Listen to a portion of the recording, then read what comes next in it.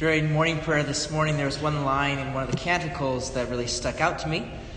It's, "Frost and chill, bless the Lord."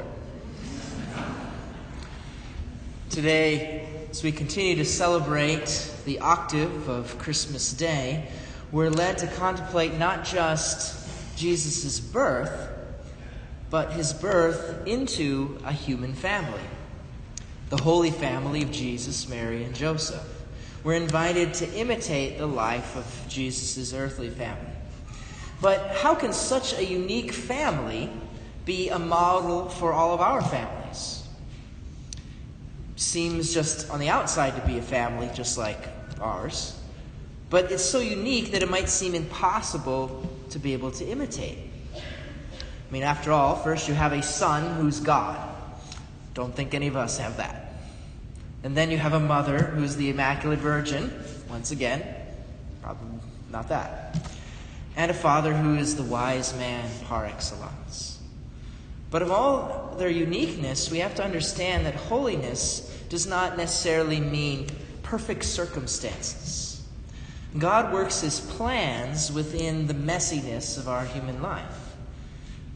Holiness doesn't mean that God has to wait for things to be exactly the way they need to be, but instead he works even when they're that way.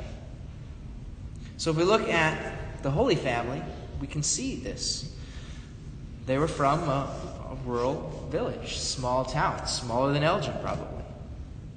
Both Mary and Joseph probably had to face the hurtful whisperings and stares of their neighbors surrounding the unique circumstances of Jesus' divine conception. Following the Roman law regarding the census, then Mary had to make this 10-day journey while being very pregnant. She, of course, didn't go by car.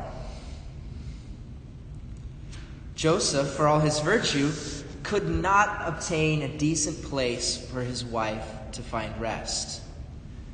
And so in that village, just as small from where they had just come, Bethlehem, the God of the universe was born in a cave, usually reserved for the animals. The first to then visit them were the shepherds, which were the riffraff, the outcasts of society. And then in today's gospel, we hear Mary and Joseph, following the Jewish law, consecrate their son to God in the temple. But they couldn't afford the usual sacrifice of a lamb, and so instead it says that they offered the sacrifice of those that were poor, 2 turtle doves or young pigeons. And of course, you'd think after all this they'd want to go back home finally, but they couldn't. Instead, they had to flee for their lives to the foreign land of Egypt, a place where they'd never been before. They certainly didn't have perfect circumstances. And perhaps we can see in their lives something of the own challenges that our families face. For Jesus was born into a family. He could have come in some spectacular way as a warrior, as an emperor, but no, he came in a family. In Nazareth, everything seemed to just happen normally according to the regular, pious, hardworking Israelite family. They worked, the mother cooked, she cleaned the house, all the things that mothers do. The father, the carpenter, he worked, taught his son the trade. So what makes them the Holy Family is the same thing that can make us and our families holy. The presence of God. Now, Jesus didn't just learn carpentry from Joseph, but he also learned the customs of the Jewish faith. The daily prayers, praying of the Psalms that they would do, just as parents today are called to teach their children the faith. Jesus would have attended the reading of the Scriptures in the synagogue, just as you bring your families, not just for the reading of the Scriptures, but for the receiving of the body and blood of Jesus himself at Mass. Jesus, Mary, and Joseph were the Holy Family, not because the circumstances surrounding them were always perfect, but because they relied on God through all of those things.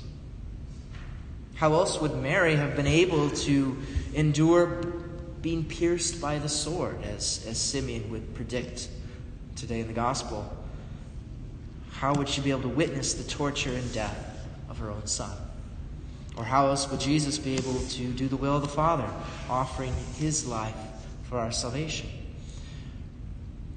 Our families, too, can make it through any struggle, difficulty, challenge, as long as we rely entirely on God. So in the midst of your normal daily lives this coming year, think of the Holy Family. Imitate their reliance on God and ask for their prayers. As I was correcting some of the tests over the break, I noticed that some of the students had written JMJ on the top of their papers. For anybody who doesn't know what that means, JMJ means Jesus, Mary, and Joseph, the Holy Family. And so by writing that on their papers, they're asking for the intercession of the Holy Family. So it's something we can do on anything. If you don't have your exams, you can write it on anything. I'm glad to see that devotional practice being passed on. As those students began their exams, turning to the Holy Family, so our families, we should begin our day turning to the Holy Family, asking for their help. So maybe include in our morning prayer something like, Jesus, Mary, and Joseph, may our family grow in holiness this day. And again, at the end of the day, it's a good moment to bring prayers to them as well. I really like a simple prayer that Pope St. John the 23rd offered each night. He would pray, "It's your church, God. I'm going to bed." Very simple prayer of faith and trust. So that's this very prayer of peace that parents can pray too. Jesus, Mary, and Joseph, this is your family. I'm going to bed. For that is what God desires. Not families where everything always has to happen perfectly, because it doesn't. But families who rely on him to grow in holiness.